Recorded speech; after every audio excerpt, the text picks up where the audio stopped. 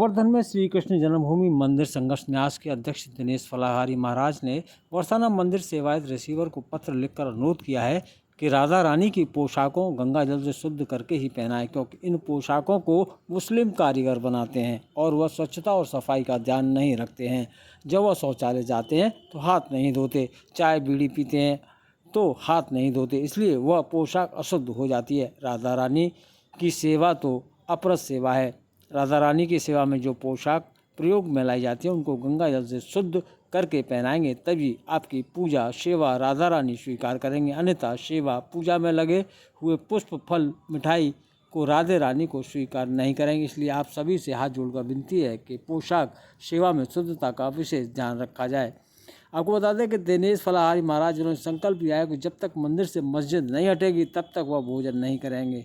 आज हमने बरसाना मंदिर के सेवायत और रिसीवर जी को पत्र लिखा है और अनुरोध किया है कि जो राधा रानी की जो सेवा में पोशाकें प्रयोग में लाई जाती हैं उन पोशाकों को गंगा जल से शुद्ध करके ही पहनाएं, क्योंकि ये पोशाकें ज़्यादातर मुस्लिम कारीगर ही बनाते हैं और मुस्लिम कारीगर शुद्धता का स्वच्छता का ध्यान नहीं रख पाते हैं। जब वो पोशाकें बनाते हैं तो चाय भी पीते हैं, बीड़ी भी पीते हैं, तो वो हाथ नहीं धोते हैं और शौचालय आदि जाते हैं तब भी वो हाथ नहीं धोते हैं।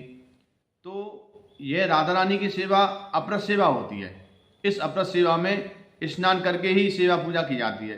तो जो पोशाकों को आप प्रयोग में लाएं उन पोशाकों को गंगा जल से अवश्य धो लें, क्योंकि अशुद्ध पोशाक को राधा रानी स्वीकार नहीं करेंगी।